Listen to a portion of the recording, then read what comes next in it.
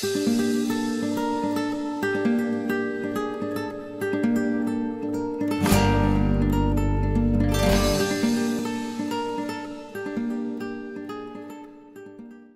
what is the Resumes for Your Success difference? The difference is in the service and it's in the process. Other resume writers are going to begin with an online form, and their communication from that point thereafter is going to involve a series of emails.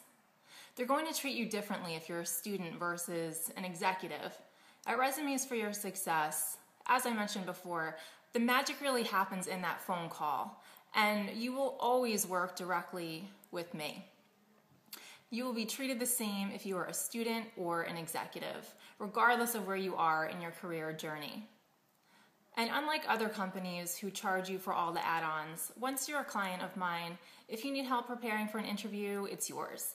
If you need help with a cover letter template, it's yours. The difference is also in the experience.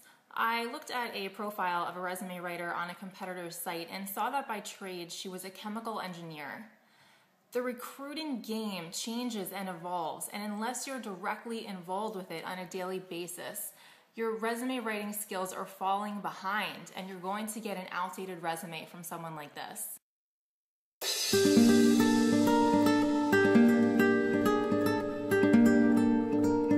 With the holiday season just around the corner, this is the time of year that people tend to volunteer more with charitable organizations, which is great. But don't forget about your volunteer work after it's over. Think about adding it to your resume. Volunteer work is a great way to round out your resume and fill any gaps, so this is particularly important if you're unemployed. Don't just list the organization that you volunteered with. Structure it like you would other jobs on your resume. Think about the tasks or responsibilities that you fulfilled as a volunteer.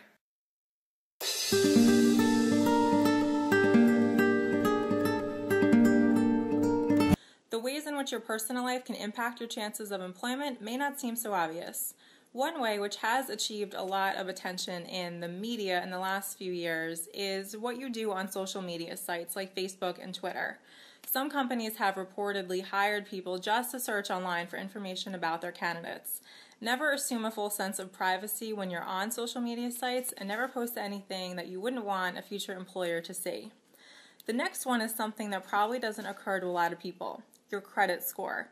Think that home foreclosure or your last late bill didn't matter much? Think again. Some states actually, though, have and are enacting laws that limit an employer's ability to run your credit report and to use that score against you. But for many jobs related to accounting or finance, it's relevant, and you can bet that the employer may ask to run your credit score.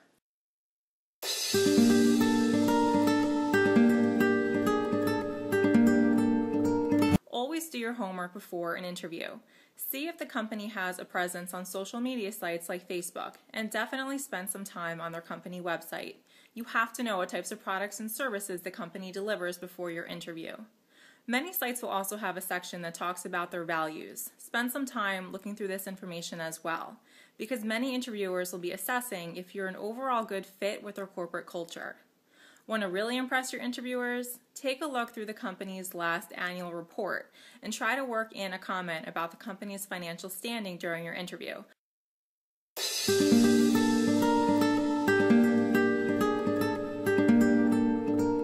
This is often your first impression on a potential employer, so it has to be perfect.